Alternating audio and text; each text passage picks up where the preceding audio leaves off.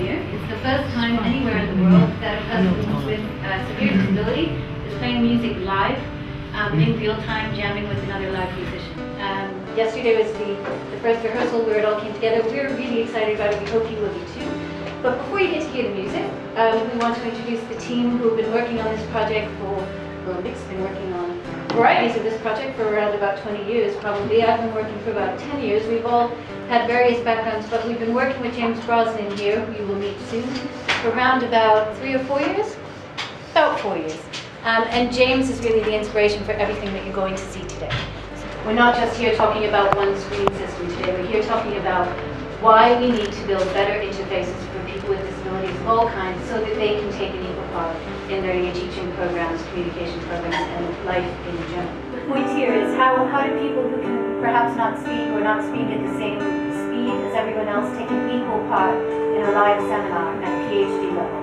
What tools do we need to create to make that possible? I'll talk a little bit about the Magic Box. It's downstairs. It's basically a prototype laboratory. And I kind of got hired in February, and I've been working, trying to get the thing together, trying to get it to work. Anyone is welcome to come down, have a look yourself. I'm not going to try and explain in 4 minutes what it does, but I'll talk a little bit about the stuff that's relevant to what's happening today that we're doing in the Magic Box. So what it's about, really, is it's researchers' accessible design. And by that, it's also the tools by which you design things to access stuff.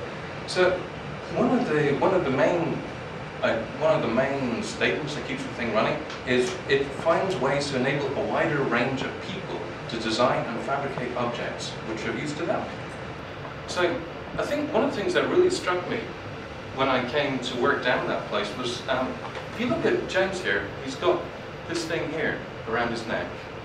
And it's literally a switch, it's a head switch. So James has 1 degree of freedom. He can operate the switch like this. And they took me to a lab in Dublin, and they showed me hundreds of these broken switches, and they said these were 50 quid each. And I looked at it, and I went, this thing's like worth about 2 quid. And they break in about 2 months. And what I realized then was that if you're disabled, because it's such a small market, you wind up paying through the nose for stuff that's pretty basic. And one of the most obvious things you do in a research and prototype laboratory is you literally, you get around that, you design stuff yourself. Until we met Mick, we didn't have any other interface that worked for James, and then we met Mick and everything changed. So that's really what this project is about. Mick is called in James's discussion board, Mick is known as God. And not only because he introduced this board, but because when I'm working with James in Dublin, or when Owen's working with James in Dublin and I'm working from London, Mick can control James's keyboard from Oxford. So with a command, Mick can fix things or experiment or have a dialogue with James. Okay, so Mick Duncan. Thank you. I didn't realise, well, hopefully my bit will follow on so well from your bit. I'll let other people judge, but what we're trying to do is something called participatory design, really, with the involvement of people who need this kind of technology. And really what we're doing is we're liaising with James to find out technology that will meet his needs as closely and as quickly and as comfortably as possible. That's basically it, whatever it is that we're using. So we are singing from the same hymn sheet, which is great. And basically, this is one of the tools that we're using. Basically, following on from what Elizabeth said, any kind of physical movement it can be for someone with involuntary movement can be really hard work. A small movement will trigger off a much larger movement, which can be very effortful and painful over time. So one way of reducing that is if someone can use their eyes. So we're looking at the whole idea of someone using eyes to be able to communicate and to do lots of other things as well, to express themselves.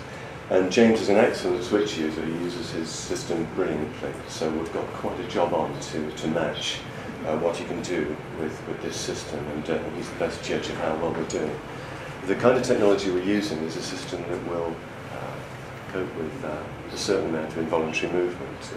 And if you look in the bottom right-hand corner of the screen, you'll see my eye is closed. you'll see my eyes kind of moving around there, possibly at the bottom right-hand corner. But this is just one kind of interface that we've got. This screen is, or this current screen is just our latest version of a screen that James can use for writing. And during the last 6 months, we've been evolving screens in consultation with him, and because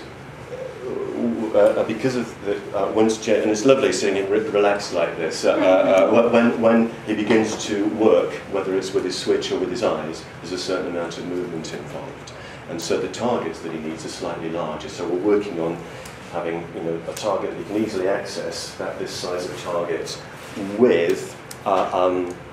without him having to work too hard. So this is our latest version. We've had about 3 or 4 iterations so far, and this is one that was set up, well, only this last week. And this works like this. So you've got T, H. So I'm dwelling on these letters. There's prediction there, so I've just chosen the word the. And then I'll go, I want to say way, so I go to the letter W. W. And then A. A. And then the W there. Y. And then Way. And then I'll go to the letter T. And so it carries on. And it's basically a straightforward, T. simple interface for writing. But what we're beginning to explore is other things as well under the project. And the kind of areas that we're beginning to explore are, for example, just go down here, are James being able to express himself